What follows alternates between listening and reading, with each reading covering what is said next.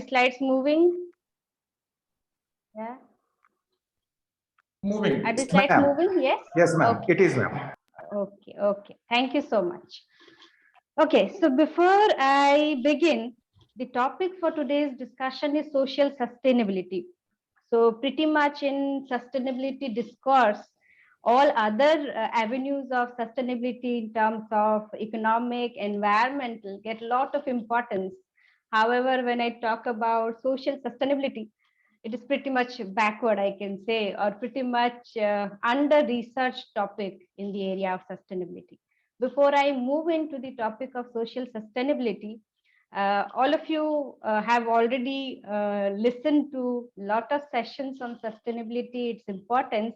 So indeed, sustainability is an important driver of corporate reputation as well as financial performance. And that is primarily the reason why companies are nowadays adopting a proactive stance towards sustainability management and reporting.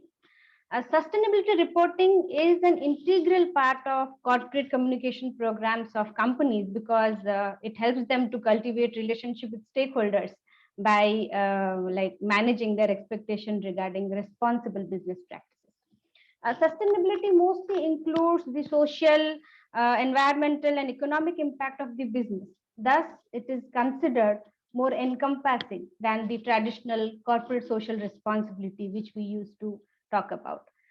Primarily, corporate social responsibility is mostly about how the profits are, like whatever the profits the businesses earn, how are they returning back to the society. Talks about how to earn profit. So, if we go by certain definition, sustainability primarily, then social sustainability is a process for creating sustainable, successful places that promote well-being by understanding what people need from places they live and work.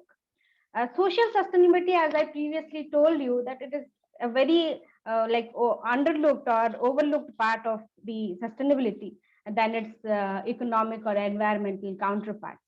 But it is of utmost importance that these three dimensions of sustainability receive equal importance in order to generate a synergistic outcome for the organizations. Social sustainability can mostly occur when organizations have formal and informal processes, systems, structures, and relationships for the capacity of current and future general communities. If we go by the dimensions proposed by the Nobel laureate Amartya Sen in social sustainability, like this is social sustainability in general, not from the business perspective. So the dimensions of social sustainability mostly covers equity, diversity, social cohesion, quality of life, democracy, and governance. So when I talk about equity, equity relates to all those practices that a business or maybe a project or an entity conducts in order to help enhance the social and economic status of the communities, reduce all the barriers and hindrances that leads to disadvantages of or inequality. Those all can come in equity. When I talk about diversity, diverse projects which can help to recognize community in terms of culture, racial, ethnic groups, viewpoints, beliefs, values, backgrounds, life circumstances, anything, all those diversities. Then talking about social cohesion can include practices that helps in increasing participation of people in the society or communities in the society, the existence of interpersonal trust, a sense of security among like positive sense of recognition can also quality of life, all the provisions that are available to people in terms of housing, health, education, training, communication, safety, amenities, facilities can all help in enhancing the quality of life of people. Lastly, democracy and governance. In democracy and governance, practices that leads to participation in decision making, certain existence of formal and informal organizations within community, all that can come in democracy and governance. So these are primarily the general principles or general dimensions, foundations upon which social sustainability can be set up upon. Next, moving on to Next, moving on to business perspective, because we are all trying to determine social sustainability from the perspective of the business. So when we talk about the perspective of the business, social sustainability is a proactive way of managing and identifying the business impacts of employees, workers in the value chain, customers, and local communities. Can include anything that affects the customer, that affects the company stakeholder relationship, like from how much or how reliably the suppliers are paid to community, from how small, like small shareholders are treated in the organization, to the impact of any evil practices on the health and well-being of the community. So all these can be range of topics that can be covered when we are trying to determine the social sustainability from a business perspective. When I talk about like social sustainability can be described from the perspective of the society as well as from the perspective of the organization. From organizational perspective, it is called as an internal perspective of social sustainability, and this internal perspective can comprise of several dimensions. Comprise of several dimensions like learning and growth, safety and security, community development. In learning and growth, the practices of an organization, specifically leading to education and training of its workers, of its employees, can come in learning and growth. Job security related hires, turnovers, all that can also come in learning and growth related variables. Then employment related variables, like what are the benefits, what are the employment practices in an organization, can come in employment. Then talking about safety and security, like the labor practices of an organization in terms of trade union, the rights to join a trade union, the grievance management system, like fair practices that are that a business can engage in, health and safety related practices for workers, all that can come in safety and security. Then when I talk about community development related programs, the projects or the initiatives of a business relating to protecting the indigenous rights of the communities if they are operating in a tribal area, practices of good governance among community, protecting practices that can help in protecting the cultural heritage of a community, and which can encourage social involvement, which can protect human rights, as well as the responsibility, the product responsibility of a business to its consumer can also be taken up as topics in social sustainability of businesses. When I talk about the social sustainability indicators, several other indicators may also be projected from the business, like diversity, equity, work-life balance, empowerment.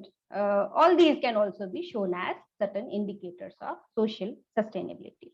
You see, when I talk about these indicators of social sustainability, it is pretty difficult to measure these indicators. It is pretty difficult to quantify them. However, these indicators are very clearly visible and they can be easily identified. Measurement is the difficulty that we can face while trying to establish this social sustainability indicators. So investment for a business, of course, there's no doubt to it, the investment for business, because when workers are paid well, they work under safe conditions, they have better quality of work life, they're healthier, more happier, more productive. And of course, everyone knows the benefits of a productive workforce, and healthier and more productive workforce can option. And further, whenever an organization, it also and of course customers tend to support businesses who treat workers well, is that social sustainability can bring in for a business. Next, coming to before moving on, because the FDP today is mostly on not on sustainability or deliberating on the topics of sustainability, but rather on the reporting practices of sustainability. And when we talk about reporting practices, then indicators are important, certain principles are important. So while reporting, we need to take into consideration certain key concepts, because while reporting, these three key concepts should always be present in all the reporting indicators that an organization uses. And the first one is impact, like whatever activities the businesses engage in, it will always have an impact on the economy, environment, and people, and those impacts should be reported by the organization. Because we are talking about social sustainability, let us take the example of people. And mostly when I talk about impact on people, the impact can be on individuals, impact can be on communities, impact can be on vulnerable groups, societies, their human rights. So all these can come under the people impact of a business. For an example, say employment practices, the wages that an organization pays to its workers, or say supply chain, what are the working conditions of workers, of the suppliers, and again the safety and the accessibility of your products and services, all that can come under people impact of a business. Then the second key concept in sustainability reporting is due diligence. Due diligence are all the processes that can identify, prevent, mitigate, and account for all the actual and potential effects of the business activities on economy, environment, and people. So the organization also has to report on those processes. The third aspect or key concepts in sustainability reporting is, of course, the stakeholders. And stakeholder theory is very popular when you talk about sustainability. So when I talk about stakeholders can be they are all the groups or any group which is on the organizational activities or who are affected by the organizational activities, and they can range from business partners, civil society organizations, customers, employees, government, local communities, non-governmental organizations, shareholders, suppliers, trade unions. So all these can be stakeholders. So while reporting, these three concepts are pretty important and they should be taken care of. Next, I will talk about reporting principles. So while reporting, whatever numbers we report in our sustainability report, they should comply with the principles of sustainability reporting. The first one being accuracy. Accuracy means the numbers or the information is displaying in the sustainability report should be correct and sufficiently detailed. Like if you are using quantitative methods or quantitative like numbers in your reporting, then you should have prior background relating to what methods you have used to gather, compile, and analyze those information. When you talk about qualitative information in your qualitative report, detailed information about a specific indicator and evidence relating to the particular information should be available. So that is accuracy. Next, we talk about balance. While reporting sustainability indicators, we should have a balance on the negative and positive impacts of the business. It is not like we only report the positive impacts and do not report the negative impacts. So the reporting should be unbiased and fair. So both a balance between the positive and the negative impacts. Next, we talk about clarity. Clarity in the sense the reports or reporting indicators or whatever numbers you're reporting should be accessible in terms of language and technology. Like whatever technology you use, whatever language you use must be understandable to most of the stakeholders of the organization, and improved understanding through tables, glossaries, graphics, data tables, all that should be available in order to bring in more clarity in reporting. Next, we talk about comparability. It is not like we only report things or events or activities or practices of the current reporting time, but also so that how we have improved from the previous year or previous to previous year. So a stakeholder should be able to visualize how the organization has improved from the previous year in this year's practices. So it should also provide a scope of comparability.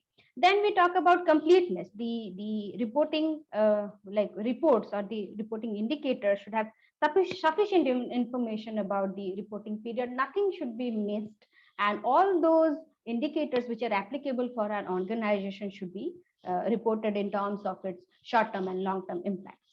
Next, we talk about sustainable, because we are reporting. So yes, all those reporting fit with the sustainable development goals, and you should report on that context only.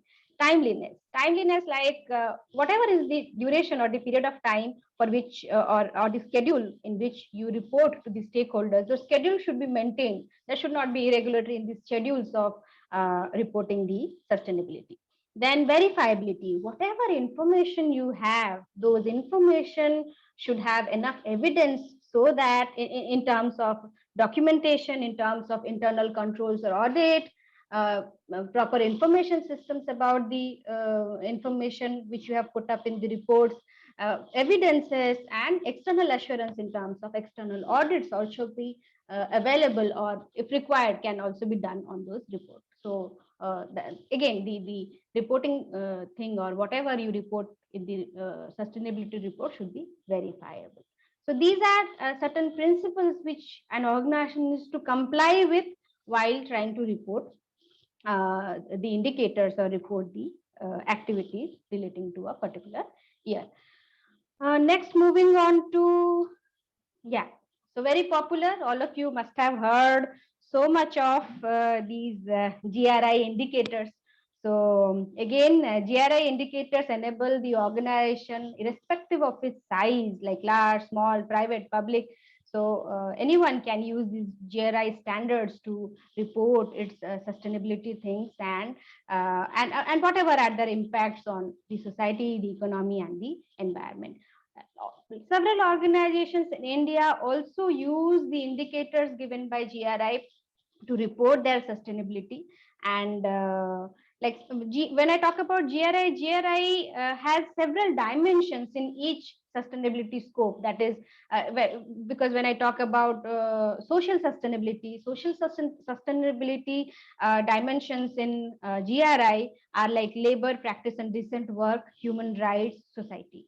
And under each dimensions, again, there can be a lot of indicators because when I talk about labor practice and decent work, labor management relations, occupational health and safety, employment, training and education, and so on, in all the dimensions, we have different indicators. And for each indicator, again, we have a lot of information which an organization can provide in order to report its sustainability on that particular aspect. So when I talk about, so slowly we'll go through what are different like quantifiable numbers which an organization can present in front of the stakeholders. So firstly, let us go through labor management and relation. In labor management and relation, the organization has to give in information about the minimum notice period whenever it is trying to initiate any operational change in the organization. And this notice period should be like in numbers, like what is the number of days of notice that the organization give to its employees. And further, what are different provisions of consultation, provisions of negotiation relating to the notice period for operational change should also be provided in labor management relations. Second, when I talk about occupational health and safety, there are a lot of dimensions in occupational health and safety. So it is like the GRI guidelines in occupational health and safety is pretty like large or pretty huge. So I'll just talk about a few dimensions. So one is like the presence of an occupational health and safety management system. Is there such a system, or is there a OHS management system? Does this system exist due to legal requirement or due to certain recognized risk management?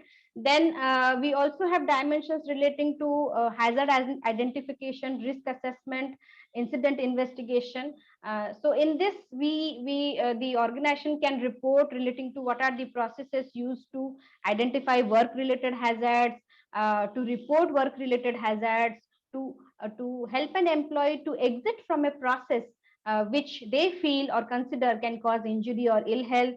The processes that are there to investigate work-related incidents can come under occupational health and safety. Apart from that, some other dimensions like whether there is occupational health services available for the employees, what are the quality of services available for the employees, how can workers access them. Also in occupational health and safety, there are indicators relating to workers' participation, consultation, and communication specific to occupational health and safety. And occupational health and safety, what are different avenues through which organizations is promoting workers' health, like not only occupational health, but non-occupational health in terms of clinics, referrals, health insurance, and mental health, well-being, substance abuse, what are the healths available to the workers should be also mentioned in occupational health and safety. Further, in occupational health and safety, GRI has indicated that the organization should conduct audits, internal audits in terms of the number and percentage of employees who are covered under the occupational health and safety. So that is again an important aspects of occupational health and safety. Next, coming to employment. In employment, the organization needs to disclose relating to what are the new hires and what is the turnover rate of the current year in terms of age, gender, and region. Apart from that, it also has to give in information about the benefits that it provides to the employee in terms of life insurance, healthcare, disability coverage, parental leave, retirement provisions. So all those information also need to be provided in employment dimension. And again, parental leave is an important dimension in employment, because organizations have to report relating to what is the total number of employees who are entitled to parental leave, what is the total number of employees who have like utilized this parental leave or taken up this parental leave, how many people have returned to work after taking parental leave. These are again important reporting things which the organization can do.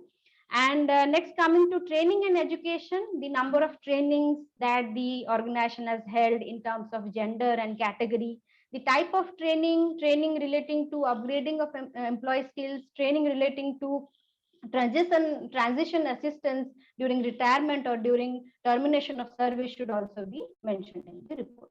Then talking about diversity and equal opportunity in diversity and equal opportunity, what is the diversity in the governance bodies, the board, and diversity among the employees in terms of all the levels or category of employees available in the organization. Then what is the ratio of the basic salary in comparison of remuneration to men and women by employee category or by significant location of operations, that can be mentioned in diversity and equal opportunity. Next, coming to human rights, the dimension of say non-discrimination. In non-discrimination, the organization has to report about the number of incidents of discrimination that the organization has faced in terms of discrimination to race, color, sex, religion, political opinion, nationality, and what is the status of those incidents, like has it been reviewed, has any remedial action be given, has any what are the results of those what are the results of those incidents, what is the end result of those incidents, that can be provided in non-discrimination. Then coming to freedom of association and collective bargaining, are there trade unions in your organization? Are the workers allowed to bargain collectively? Can the workers, is there any restriction to workers to join the trade union? So all that can be like reported in the freedom of association and collective bargaining. And further, in freedom of association and collective bargaining, the organization can also report about the mechanisms of the same that exist in the supply among the suppliers according to the type of operations and geographic areas. So that can also be projected. Then in child labor, all the instances of child labor that is there in the organization in terms of types of operation, geographic and countries. So all that can be reported. And what are the measures that the organization has taken to reduce or abolish child labor should also be reported in this dimension. Then when I talk about forced or compulsory labor, again, instances of forced or compulsory labor which are there in the organization, and according to the types of operation, geographic region, also you have to tell about those instances of forced or compulsory labor. And also report about how your supplier is managing forced or compulsory labors, and what are the measures that organization has taken to for forced and compulsory labor. Then we come to security practices. In security practices, how many percentage of your security personnel have been trained in human rights policies, and whether these policies also apply to any third party organization which is providing security to the organization, that also you can report in security practices. Lastly, I will not discuss about anti-corruption, public policy, and the other ones because it mostly comes under governance. But I'll talk about local communities. So in local communities, again, what are the initiatives that the organization has taken to protect the rights of indigenous people? What are the percentage of social assessment you have done on your projects? What is the percentage of environment impact assessments that you have done on your projects?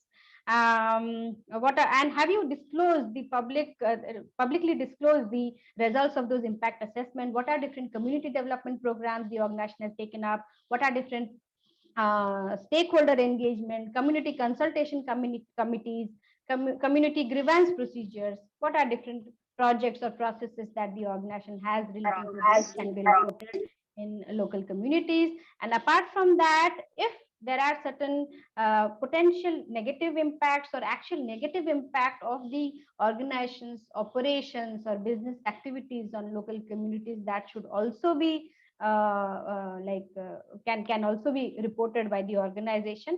And these negative impacts in terms of any hazardous substances, pollution, resettlement, natural resource consumption, all that can also be mentioned by local communities. Because I said earlier, whenever you are reporting relating to your sustainability report should also contain not only the positive contribution of the positive impact of the organization, but also about the negative impacts of the organization. Next, we will, so this is mostly about GRI sustainability variables, and I have told you about a lot of measures through which we can report these variables. Next, we move on to some other standards. That is ISO 26000, again a popular standard relating to employee well-being, relating to increasing the social responsibility of the businesses. There are different, again, dimensions in which ISO 26000 provides guidance to the organization. We will only focus on the social sustainability part. So when we talk about these social sustainability dimension, again, community involvement and development, human rights, labor practices. And in human rights, mostly the organization can report on how it resolves grievances of employees, discrimination and vulnerable group related indicators, civil and political rights, economic, social and cultural rights. So all these can be reported in human rights. Then in community involvement and development, again, we have already discussed in GRI related to community involvement and development. So all those indicators are also available in ISO 26000. So mostly relating to education and culture, employment creation and skill development, technology development and access, wealth and income creation. All these can be reported in community involvement and development. Then when we talk about labor practices, then employment and its relationship, the condition of work, the social protection that the organization provides to its employee in terms of provident fund and other aspects. So the health and safety at work, training and development practices at work, all that can be provided in labor practices. Next, we can discuss some other standards like ISO 45001, which has replaced the occupational health, OHSAS 18001. So this is a newer standard for ensuring occupational health and safety. ISO 26000 mostly focuses on well-being of employees, communities, whereas specifically for occupational health and safety, because if you look into GRI also, it has an extensive number of dimensions and indicators relating to occupational health and safety. So ISO 45001 is again a standard and a guideline for enabling an organization to prevent illness and injury and ill health in their operations. So mostly in ISO 45001, it has given a framework of certain key measures through which the success of occupational health and safety system can be ensured. And yes, Tanya ma'am. Yes, sir. Participants might be a chance that this meeting will be over in another 1 minute. So okay. Because of it is a free package, so immediately we will send across another link and you may switch to the another link. Okay, sir. Okay, sir. Sure. And ma'am, I will share the link to you also. Okay, sir. Okay, sure. So should I pause and then? Yeah. Okay, so let us meet in the next link.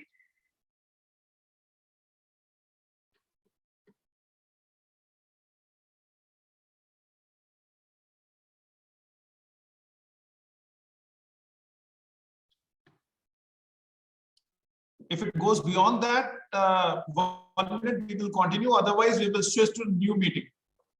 Okay, sir. Actually, participants are facing problem in this MS Team. That's why we switched to this platform. And unfortunately, it is free. And if it is free, then we have a limits. Yes, sir. Yes, sir. So just let us check. Yeah, we can what is wait going for to some happen. time and see if it works, or else we'll switch to the other link. There is only 1 minute left. So maybe Yes, sir. might Yes, be a chance that it will automatically disconnect it. Okay.